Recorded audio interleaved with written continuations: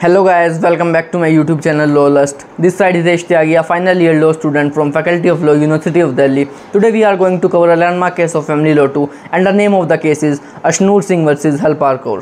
देखिए इस केस के फैक्ट्स इतने इंपॉर्टेंट नहीं है। इस केस में बेसिक इशू ये था हमारा कि who can acquire ancestral property. इस केस में एंसेस्ट्रल प्रॉपर्टी को लेके कुछ सुप्रीम कोर्ट की गाइडलाइंस आई थी, कुछ ऑब्जर्वेशन आई थी कि कौन मेंबर एंसेस्ट्रल प्रॉपर्टी को इनहेरिट कर सकता है और एंसेस्ट्रल प्रॉपर्टी का नेचर कैसा होता है कि कौन सी प्रॉपर्टी सेपरेट होती है, कौन सी एंसेस्ट्रल होती है। इसमें बेसिकली यही गाइडलाइंस आई थी, तो इस केस की ऑब्जर्वेशन ज़्यादा इंपॉर्टेंट है। तो इस केस में सुप्रीम कोर्ट ने कहा था, it was held by honourable supreme court that under the Mitakshara law whenever a male ancestral acquires any land from any of his father's ancestor up to a few degree above him, then his legal heirs above the 3 degrees below him receives equal rights as co-partner therein property.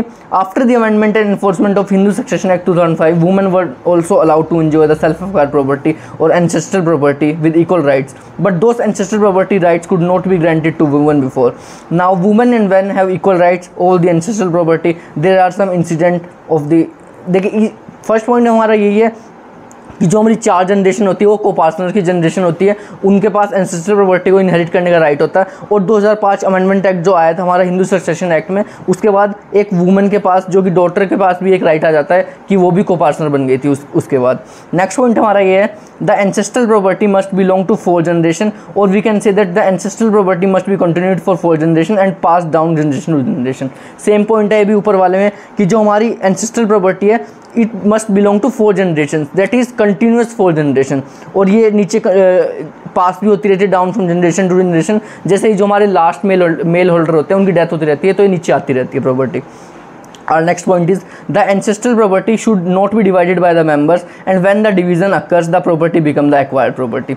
देखिए जब ancestral property कोई भी एक group of members के पास होती है वो joint family property कहलाती है, और जब डिवीजन हो जाता है तो वो प्रॉपर्टी उनकी सेल्फ एक्वायर्ड प्रॉपर्टी बन जाती है। जैसे ही डिवीजन होगा वो ancestral प्रॉपर्टी का स्टेटस खत्म हो जाएगा प्रॉपर्टी का और वो सेल्फ एक्वायर्ड प्रॉपर्टी का स्टेटस हो जाएगा।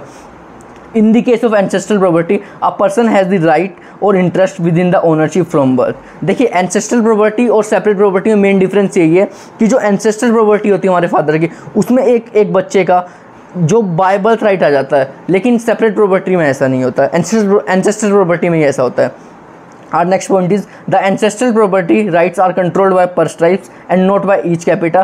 The share within the ancestral property are first determined for each and every generation and divide for the next generation। देखिए पर कैपिटा और पर स्ट्राइप्स का होता है, पर फॉर एग्जांपल हमारी 4 जनरेशन है A B C D, तो पर कैपिटा क्या होगा कि जो पहले फर्स्ट 2 जनरेशन है उनमें हमारा पार्टीशन होगा, फिर उसके बाद नेक्स्ट 2 जनरेशन में पार्टीशन होगा। इसे हम जो फर्स्ट 2 जनरेशन है उसके पार्टीशन को हम बोलते हैं पर कैपिटा, और जो नीचे वाली जनरेशन है उसके पार्टीशन को हम बोलेंगे पर स्ट्राइप्स। तो इसमें पॉइंट में यही कहा सुप्रीम कोर्ट ने कि जो पहला हमारा पार्टीशन होगा वो पर स्ट्राइप्स होगा, उसके बाद पर कैपिटा होगा।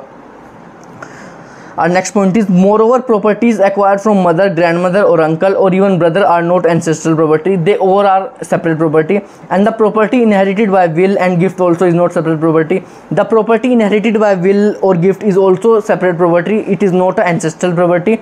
Ancestral property can become ancestral property where if it is thrown in the pool of ancestor one and enjoyed in common।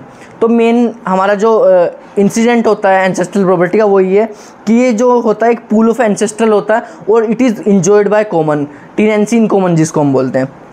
Any property gifted by a father to his son can not become an ancestral property. जो हमें father से gift मिलता है वो भी हमारी ancestral नहीं, वो भी हमारी सेपरेट प्रॉपर्टी होती है।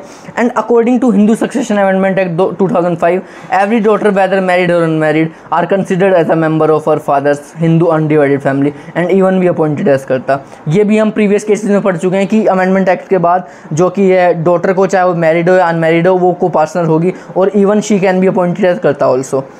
देखिए जो हमारा लास्ट पॉइंट है इस केस में वो है, with in the year 2005 the supreme court passed an amendment of the Hindu succession act of 1956। ये भी प्रीवियस पॉइंट से मिलता जुलता है कि उस अमेंडमेंट एक्ट के बाद जो डॉक्टर्स है उनको राइट मिल गया था to inherit ancestral property together with their male relatives. जो कि पहले सिर्फ एक सन को ही राइट मिलता था, वो अब डॉटर को भी राइट मिलने लगा था इस अमेंडमेंट एक्ट के बाद। तो यही था इस केस में मेन जो कि ऑब्जर्वेशन इस केस में मेन है। इस केस के फैक्ट्स इतने इंपॉर्टेंट नहीं है, इस केस में ये ऑब्जर्वेशन ये है कि जो मैं एंसेस्ट्रल प्रॉपर्टी के बारे में, उसके नेचर के बारे में, और ये बताता है कि कौन कौन एंसेस्ट्रल प्रॉपर्टी को इनहेरिट करता है।